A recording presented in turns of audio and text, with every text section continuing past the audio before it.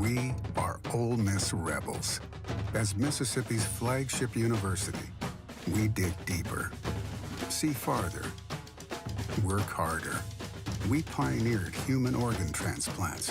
We helped prove Einstein's theory of gravitational waves. We are conducting life-changing research that solves the problems of today. We are Ole Miss, transforming lives and the world. Hey, welcome to the POMcast with Stephen Willis. We're going to start in a few minutes, but I want to tell you to hit up our social sites, retweet, share, comment, like, do all of that stuff. It can only help us out and it'll make the show even better. But we're getting ready to give you a lot of good Ole Miss information, and I just thought I would tell you that because the POMcast is starting. Well, it's starting right now. Wait, no, that's a little early. It is starting right about now. All right, good morning. I am Stephen Willis here on this magical mystery tour we call Ole Miss Fandom. Going to talk a little bit of football today. Today on the show, Jeff Lebby, Lakia Henry, Nick Broeker going to do their press conference highlights. We're going to talk a little bit about general offense and what we can look forward to this year. But I want to tell you about Travel and Cruise World. The number is 1-800-330-7461. Again, that is 1-800-330-7461. Travel and Cruise World. What I'm looking to do and what I wanted to set up is during this pandemic and everything going on, there's so many unknowns. There's just so many unknowns out there. And to have somebody on the ground to tell you what is going on so you can plan ahead, not ruin your vacation, have a good time, relax, do the parks, do the beaches, do whatever you do down here, you're going to have a person to tell you exactly what's going on. So that's travelandcruiseworld.com, travelandcruiseworld.com. Also, if you want to watch the show, we're available at the Stephen Willis and at Old Positively on Twitter. You can catch us on Facebook at facebook.com/POMcast. Hit follow, hit like, that way you'll know we're streaming. Also, we're on YouTube at Positively Ole Miss. Subscribe to it. Hit the bell. You'll not only know that we're streaming, you'll know what we're streaming about, and you can determine what you want to do then. And also, you can catch us on Twitch at Positively Ole Miss. All one word, lowercase. We're all good to go. Podcast-wise, you can catch us on Google Podcast, Apple Podcast, Stitcher, SoundCloud, Spotify, iHeartRadio, TuneIn Radio, and Pandora. We're also on smaller podcatchers, but if we were to list them all, I mean, it's only a 30-minute show. We'd run out of time. So thank you very much for watching, and everything's going on. So we've got the chat open, as you can see. The chat is open this today. Whether or not you can see that screen, I can see it, because I have that one up full-time in my line of sight. So if you have a question, you do anything, just throw it in there. I will try to get to it. So that's pretty much where we're going. We're going to start off with press conference highlights real quick. And let's see. Let's go past that a little bit. And we're going to do press conference highlights. And I need to change the duration just a second. There's one little problem. Okay. And we're going to do that and press conference, and we're going to come back and talk about offense. Remember, before we start, this will be the last show of the week. There will not be a show tomorrow. I have a neurosurgeon appointment tomorrow. So, should be awesome, should be fine. So, we're going to do that, and that'll be our last show until Monday morning. That POMcast will be the next one, so we'll play catch-up over the weekend of whatever needs to be done. So, without further ado, here's the press conference highlights. Enjoy. One, yes, the major contributor part, absolutely. You know, he's going to play a ton of snaps for us. You know, he's done a great job through 4 days. You know, it's like going back to the ball game. He practiced 5 days before going to playing the ball game. Now he's gotten some good work. Spent a ton of time in here this summer once baseball was over, and he's done a good job. So counting on him. Really just that, you know, last year we wasn't really a productive defense, and, you know, we really had the talent to be a productive defense.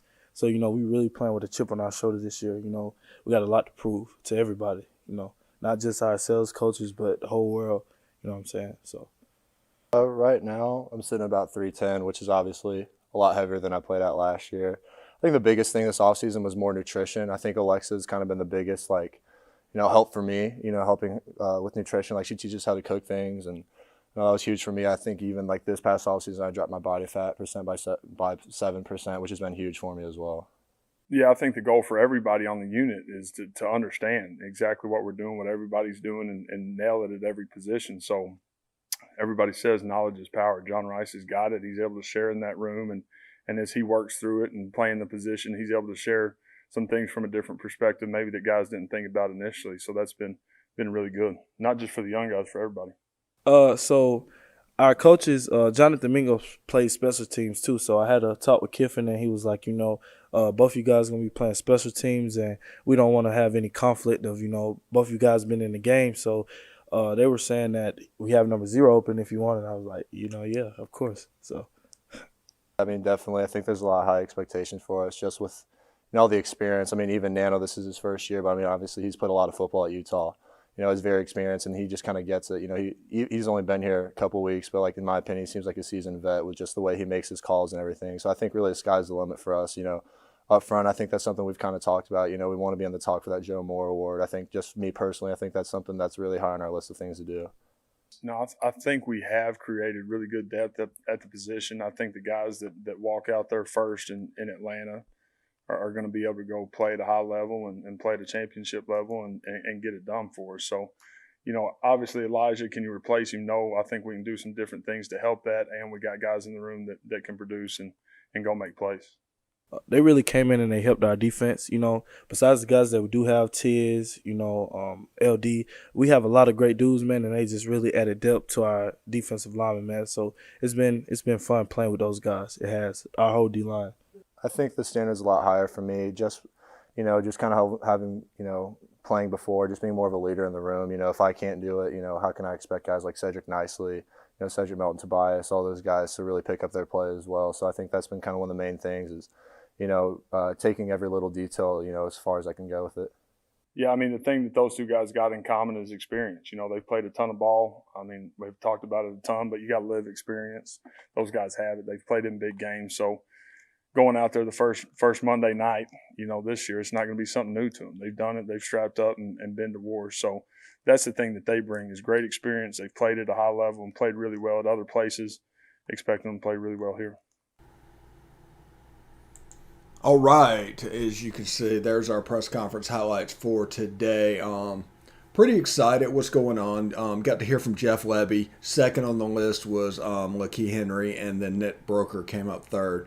So we rotated those through and talked about a lot of what's going on. As you can imagine, a lot of the questions that came up were about John Rice Plumlee and how he fits into this offense and how he fits into things moving forward. You could see, 5 days of practice before the Outback Bowl, as well as he played. Everybody remembers a drop on that over-the-shoulder catch on the first pass of the game. But people forget when the game was on the line, when a play had to be made, John Rice was the guy coming through for us. He was the one making the plays. So I anticipate him adapting fairly smoothly in transition to this position. Now, I'm also a big J.J. Henry guy. I look forward to seeing what he is going to do. I want to see Ja'Cour Pearson. He's a slight guy. He's a little guy. But he has a little bit of that Elijah Moore wiggle. Not necessarily the whole package, but he can fit it in a piece. So you could have 3 or 4 guys that together can do all the things that Elijah could do, but it's going to take 3 or 4 guys this year. Now, that gives us disadvantages depending on the personnel and who's in the game because we do not substitute a lot. We just absolutely do not substitute a lot. And in doing that, it becomes fairly transparent what the limitations of each players are going to be. So the highest level and the highest ceiling for all those guys will be John Rice Plumlee. Now, J.J. Henry eventually will be there. He's got all the talent in the world. But John Rice is he's the more mature guy. He's the third-year guy that is going to get to play and do what he needs to do. I expect to see him thrive in the jet sweep game. We talked about it on SEC After Dark last night. that the Lane Kiffin triple option, which is a thing, and we're going to see it eventually, where it starts, option one is the jet sweep. You fake it, you can hand it off to the running back. In this case, that would be Jerry and Ely. And the third option is the quarterback keeper on the zone read. So look at the talent that we have available to us for doing that.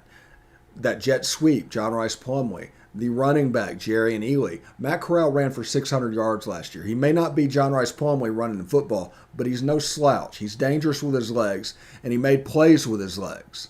So it is all important to remember that those keys are there. Now, we also talked last night about the way that offense has moved. You know, teams are better at taking away boundary throws now more than they ever have, because used to back in the 80s, 90s, and 2000s, the young quarterbacks would come in. You would basically do outside throws because they were safer. So defenses spent decades trying to figure out how to take that away. Well, they got to that point. And so now in the age of the RPO, most of the linebackers, most of the players that you want to put in conflict are in the middle of the field. It makes sense that the receiver is going to be somewhere in that area as well. So now it's a middle of the field game. So you want to use the space behind the linebackers, in front of the safeties. That needs to be a conflict space, because the linebacker, if they want to take that away and they run back, that opens up the run game. All of a sudden, that's a guaranteed misfit. And if you can make them think before they fit or cover, to where a false step is taken, or two, like with a jet sweep, or something like that, all of a sudden that space between the linebackers and the wide receivers opens up just a little bit more. And the safety has to come down to do that. Then the guys on the outside, you can hit them with the post routes. You can hit behind them and go deep. You end up with the Elijah Moore 90-yard touchdown catch that he made last year.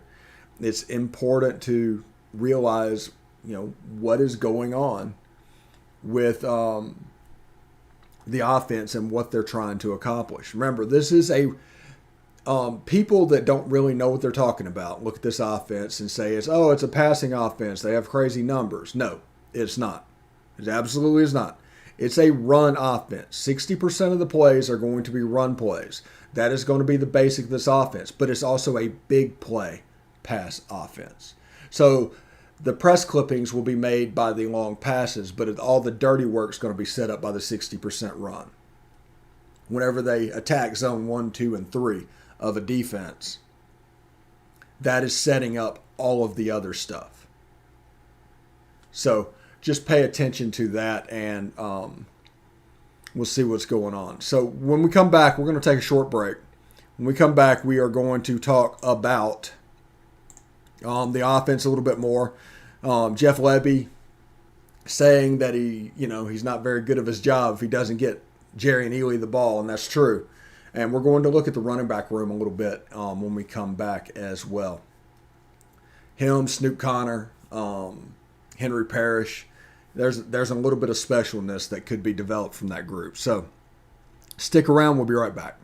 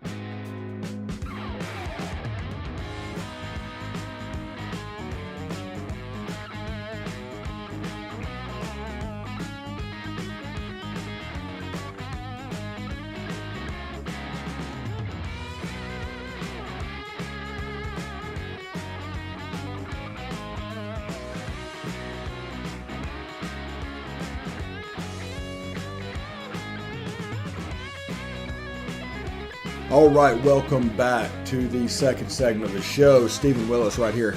Glad you are with us. Having a good time today. Today's a very nice day and everything's going on. They don't call it the Sunshine State for no reason. It's a very, very nice day. And it's surprisingly mild. The weather down here this year has not been anywhere near what is like in Mississippi or in Tennessee or any other places in the deep South I've lived.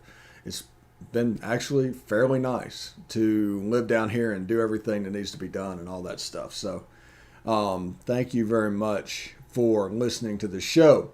Just a reminder, even though you can't see it, the chat window is open. If you have any questions, you want to participate, let me know. I realize this is during the work hour, but I wanted to give the option to you anyway. In the first segment, we heard from Jeff Lebby. Hey, guy. Jeff Lebby, Lakia Henry, and Nick Broeker, where they talked a little bit about the offensive game. Now, one of the clips you didn't hear in the first half was Jeff Lebby essentially talking about Jerry and Ely and the way they're going to use him. They, other than the quick soundbite that they did, it was kind of a quick quote, but he just basically said if he's worth his weight at all, he's going to figure out a way to get Jerry and Ely the ball, and that just makes sense. But what that realistically means, is that he's going to move different places. They can play personnel games. If John Rice wins that job at slot receiver with Jerry and Ely, then all of a sudden you have basically interchangeable running backs. You can put John Rice in the backfield and Jerry and Ely out wide. You can do whatever and mix skill sets and never have to substitute or change the personnel on the field, which will allow the defense to substitute. So as fast as we go, that would give an element of flexibility that other teams just really can't prepare for. You almost have to play Ole Miss with six defensive backs, because if you get caught heavy, all of a sudden they can just take advantage of you and hit you with explosives. But if they come light like that, you still have the running game with Jerry and Ely. Even John Rice Plumlee, I expect him to get some zone handoffs back in the backfield with Jerry and Ely out at slot. I expect Jerry and Ely to catch the ball. It like I said, it adds an element of flexibility, especially in that zone 5 issue of the pass offense. You can make some waves at the tight end position as well. I mean, you have two players and both of them are trying to hit that zone 5 area. Either one play or another. So this play, it might be there with the slot underneath. It might be flipped for another concept. And on the back end of that, you're going to have an outside guy running deep to occupy the free safety, because they do not want the free safety to fly up and do what they need to do, because then they're going to get caught in a position where it's a true one-on-one. And I don't care who you are. You do not trust a DB to win a one-on-one. You basically have to be old school Revis Island before you would handle that. It's very, very difficult, and there are very few corners, even at the NFL level, that you would trust to do that. It's important to understand that. So they want a free safety so they can have two defenders for one offender. I mean, that's the whole plan. So, like an accordion, you want to stretch that defense out. And we talked about last year, like Todd Grantham, Kirby Smart. They want everything to happen in a 15-yard box. Why? Because the safety's close to the line of scrimmage means there's not as much of a gap between them and the linebackers. The linebackers and the defensive line, there's not that much of a gap. The middle of the field is not really to work with, so you have to go outside, and they're really good at defending the outside routes. The 3-4 from Kirby Smart and Todd Grantham and all that in the NFL background that they have figured out a little bit how to defend that. So as long as that defense is playing in that 10, 15-yard box, your offense is in trouble. They can suffocate you. It's the old school Bama defense to where it was just like a boa constrictor on the offense and just slowly choking the life out of you. The whole goal of an offense is to make them expand. If they expand, you can do some work. And part of what happened with the modern advent of football and the way that they do things is offenses figured out how to make that defense expand through second level RPOs and things like that. If they come down to run fit like you expect, you can put the ball in the stomach. He comes down, that space opens up behind him. that's where you can hit. That's 5, 6, 7 yards. And in doing that, it kind of, put a problem with the defense. And teams that are defensive stalwarts, great defensive games now just means you're probably going to get beat. You're probably going to get outscored because everybody can score now. It's the reason Alabama went to an offensive scheme. That's the reason they hired Lane Kiffin in the first place. So understand that. We have a chance to be very special. Everybody talks about Matt Corral and what he could do. I've done that all summer, talking about how special he could be. Jerry and Ely has a chance to be very, very explosive this year. John Rice Plumlee in the slot, if he has some good footwork and doing what he needs to do, he has a chance to be special in the slot. The outside guys. I think about Braylon Brown, and I get just excited. I know he's new. I know he just got there. But he's a guy that if this was a normal year last year and he could have gone through the camps like most prospects do, he'd have a chance of being a 5-star. That's just the honest truth. He'd have a chance to be a 5-star. Then you have Braylon Sanders, Dontario Drummond, those guys, Jonathan Mingo. There's reasons for excitement to happen on the offensive side of the ball. And I went over yesterday why there's reasons for excitement on the defensive side of the ball. And nobody knows what's going on, but they signed a kicker. Everybody wants to see the kicker. Is he going to be good from over 32 yards? Is he going to be more like Gary Wunderlich was? I mean, those are the two sides of the pendulum, basically. Or is he somewhere in the middle? Because you could count on Gary Wunderlich. You could absolutely count on that guy. He could do exactly what you wanted him to do, and it could be a 52-yard field goal, and you'd just be at ease. It's the reason in 2014, I still blame Freeze for not kicking the field goal against LSU. And then that weird pass to the end zone, it just opens up the chance because you can count on Gary Wunderlich. He was a gamer. He could play. Big time player. Anyway, I'm going to give you guys some time back. Now, just a reminder that tomorrow there will be no POMcast because of medical appointment and doing whatever I'm doing. I'll be back Monday morning to tell you everything that happened over the weekend, or everything I can figure out at least, and give you all kinds of good information. Monday night, Beast of the East. Tuesday night, Best of the West. Wednesday night, SEC After Dark. Jeb Beecham comes back. He's down here, moved to Florida. So we're getting him set up to be on there. So we're hoping to have him Wednesday. So it should be a lot of fun. Thank you, Guy, for participating in the chat. Get used to doing that because once we do our post-game show, that chat's going to be open all the time. And we're also going to take calls. Thanks, Guy. I really appreciate it. And whenever we do those post-game shows and do whatever we need to do, is like I said, this is going to be a normal routine on there. So if we get used to doing it now, it's going to be second nature then. We're going to figure out, I think, 30 minutes after the end of the game, we're going to start the show. We might set up that. I haven't figured out exactly how it would look to start, but that's that. Remember, also, you can stream the show and our YouTube channel at Positively Ole Miss, and basically subscribe to the show, do whatever. Then you download the app to like your Fire Stick or whatever you have. You log into that app, and then you just enjoy it. Because Greatest Games and Games on Demand are also there. So it's not just our stuff. There's press conferences and everything else that you can watch. So I'm pretty excited. I'm going to give you a couple minutes back today, and I hope everybody has a good week. And I will see you Monday. Hotty toddy.